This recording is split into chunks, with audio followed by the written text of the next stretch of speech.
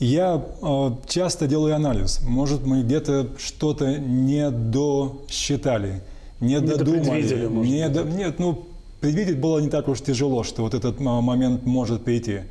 Но где-то, может быть, я делаю вот этот анализ, где-то, может, мы ошиблись в наших отношениях с Россией.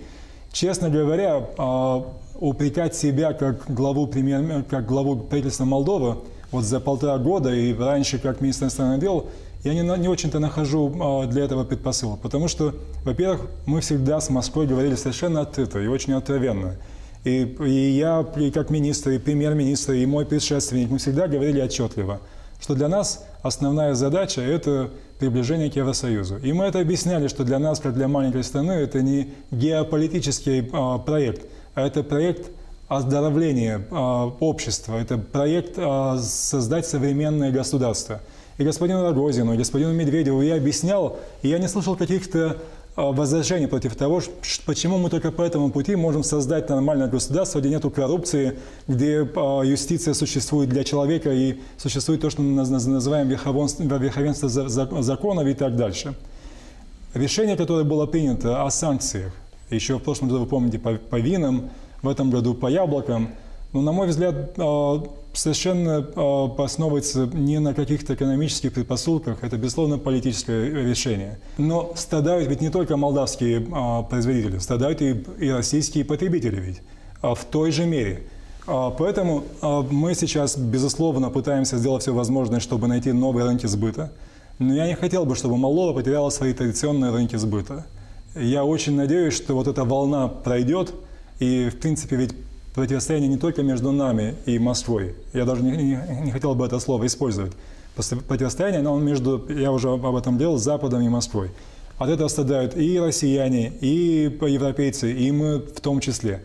Я считаю, что уже созревают предпосылки для того, чтобы мы этот этап прошли. Мы все-таки находимся в 21 веке. Здесь должны действовать совершенно другие подходы, совершенно другие принципы, от которых все выигрывают, и Запад, и Восток. Я совершенно уверен, что это возможно и нужно даже, не просто возможно. Так что мы пройдем вот эту очень тяжелый период, эти вызовы, и я уверен, что наши товары вернутся на российский рынок. Но что мы сейчас делаем? Мы пытаемся создать все условия, чтобы наши фермеры получили возможность инвестировать в конкурентоспособность своих товаров. Я сказал и передал, что я готов прилететь в Москву в любое время. Но я хочу, чтобы у нас была нормальная, конструктивная беседа. Чтобы, да, мы небольшое государство, но я думаю, что у всех наших граждан, независимо от, не знаю, языка, на котором мы говорим, или нашего происхождения этнической, очень важно, чтобы к нам относились с уважением. Вот я отношусь с уважением к гражданам России, гражданам Украины и так дальше. И даже исхожу из того, что, да, у России есть определенные интересы здесь и в регионе, как у большой и региональной державы, и мировой державы.